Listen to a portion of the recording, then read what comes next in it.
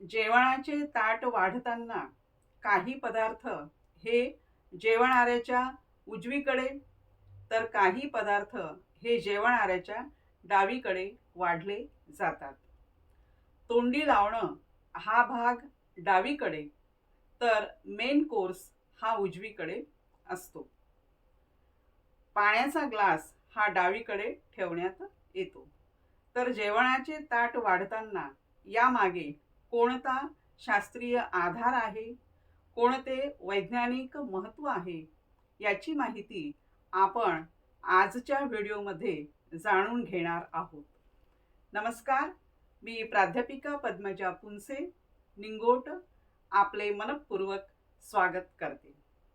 भारतीय संस्कृतीत रीतिरिवाजांना त्याच्या शास्त्रीय आधारानुसार खूप महत्त्व दिलेले आहे.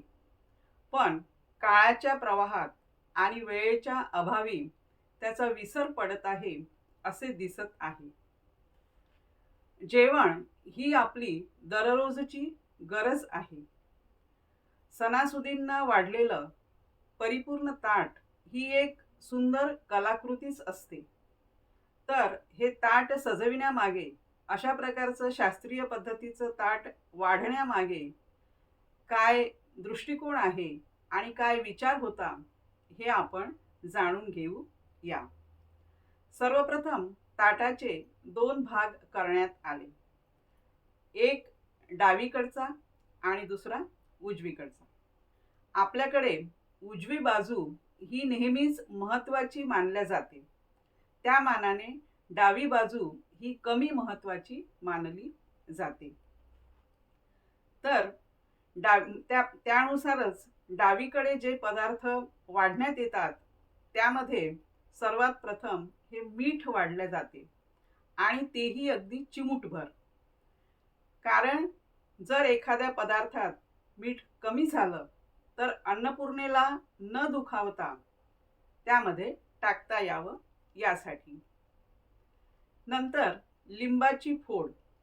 तर लिंबाची फोड ही सुद्धा एक अष्टमांश म्हणजेच एका लिंबाच्या 8 फोडी करून त्यापैकी एक फोड ही ताटात वाढली जाते.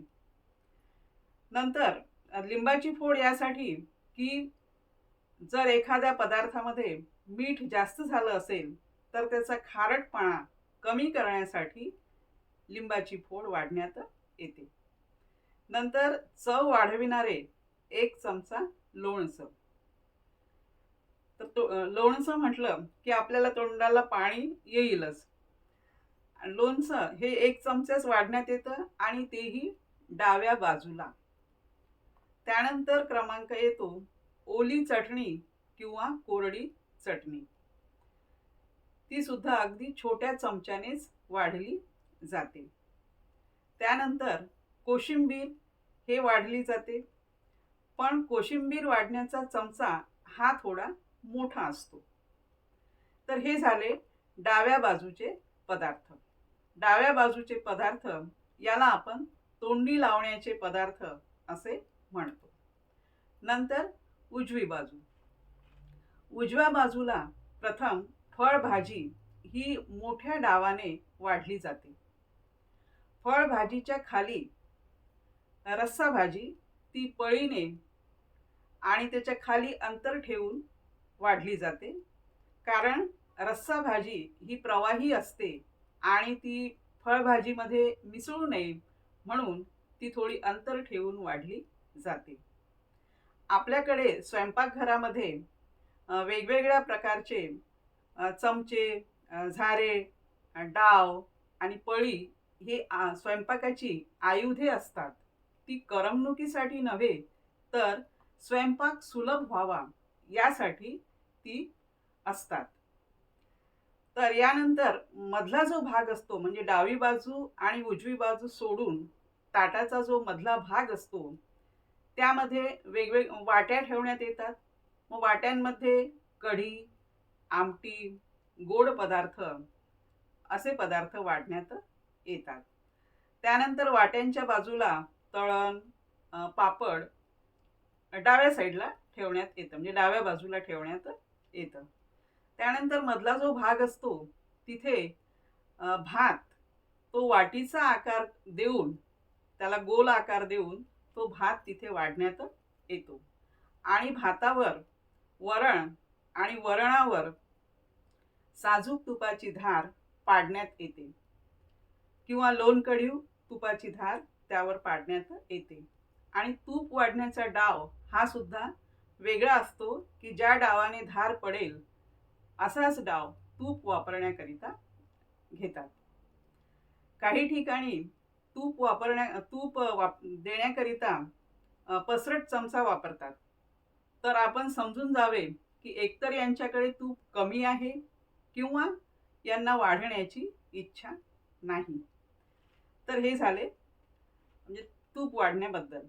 त्यानंतर जो राखीव ताटामध्ये जी राखीव जागा असते तेथे पोळी ठेवण्यात येते, म्हणजे पोळी वाढल्या जाते. तर पोळी ही एखादी स्त्री पदर म्हणजे आवरून वगैरे साडी आवरून बसल्यासारखी तिथे घडी करून पोळी वाढल्या जाते. ते यासाठी की जेणेकरून ती इतर पदार्थांमध्ये भिजून ओली होऊ नये, कारण पोळीची नेहमी घडी करूनच वाढण्यात येते. तर हे झालं ताट वाढण्यामागचं. त्यानंतर आता आपल्याकडे आयुर्वेदात लिहिल्याप्रमाणे जे 4 रस असतात ते 4 रस आपल्या जेवणामध्ये दररोज यायला पाहिजे. आपलं जेवण हे 4ही रसांनी युक्त असायला पाहिजे. ते 4 रस कोणते आहेत? आंबट, खारट, तुरट आणि गोड. हे 4ही रस आपल्या जेवणामध्ये यायला हवेत. आपल्या पूर्वजांनी आपल्याला जे शास्त्रीय आधार देऊन हे जे आपल्याला सांगितलेलं आहे की या प्रकारे या साईडला हे पदार्थ वाढा, उजवीकडे हे वाढा, डावीकडे हे वाढा, तर यामागे त्यांचा अतिशय प्रगल्भ आणि महान दृष्टिकोन होता. कारण त्यांना कोणत्या ऋतूमध्ये काय खायला पाहिजे हे सुद्धा माहिती होतं. आणि सणासुदीला ताट कसं सजवतात, आता तर फक्त सणासुदीलाच आपण करतो कारण एरवी आपल्याला वेळ नसतो. त्यानंतर एक वैज्ञानिक दृष्टिकोनातून आपण जेवणामध्ये आमटी असते आपल्या, तर आमटी ही चिंच आणि गूळ घालून तयार केली जाते. तर गुळामध्ये आयर्न म्हणजे लोह असतं आणि ते आयर्न चिंचेमधील आंबटपणा शोषून घेतो आणि त्यामुळे मग ते आपल्या शरीराला पोषण व्यवस्थित देतं. तर डावीकडे जे आपण तोंडी लावण्याचे जे पदार्थ म्हणतो ते ॲपेटायझरचं काम करतात. ॲपेटायझर म्हणजे त्याला आयुर्वेदामध्ये क्षुधावर्धक असा शब्द सांगितला आहे, किंवा आपण त्याला म्हणू की भूक वाढविणारे आणि पाचक. तर हे ॲपेटायझर डाव्या साईडला असतात. आता बघा आपलं जे ताट वाढलेलं असतं तर डाव्या साईडला आणि उजव्या बाजूला. तर जेव्हा आपण जेवण करतो तेव्हा उजव्या बाजूला जे पदार्थ असतात म्हणजे भाजी पोळी हे जास्त खाणे अपेक्षित असते, कारण आपण खाताना असं सरळ आपला हात म्हणजे क्रॉस होत नाही, म्हणजे हात सुद्धा आपला सरळ तोंडामध्ये जातो. पण डाव्या साईडला जे पदार्थ असतात ते घेण्याकरिता आपल्याला हात हा क्रॉस करावा लागतो. म्हणून म्हणजे ते आधीच आपल्या म्हणजे डाव्या साईडचे पदार्थ हे संख्येने जास्त असतात पण प्रमाण कमी असते, आणि उजव्या बाजूचे पदार्थ हे संख्येने जास्त असतात पण हे संख्येने कमी असतात पण प्रमाण त्यांचं जास्त असतं. तर डाव्या बाजूचे पदार्थ हे उजव्या बाजूच्या पदार्थांना पूरक असतात. तर आता आपण वेळेच्या अभावी काय करू शकतो की आजकाल दोघंही जण पती पत्नी सर्व्हिसवर असतात, त्यामुळे वेळेचं मॅनेजमेंट करणं फार कठीण होतं. म्हणून सुट्टीच्या दिवशी किंवा सणासुदीला असं अगदी शास्त्रीय पद्धतीने सजविलेलं ताट, ज्याला वैज्ञानिक आधार आहे, वैज्ञानिक महत्त्व आहे, असं ताट सजवून आपण परिपूर्ण जेवण करायला पाहिजे. असेच हसत रहा, आनंदी रहा. पुन्हा भेटूया माहितीपूर्ण व्हिडिओ सोबत. तोपर्यंत नमस्कार.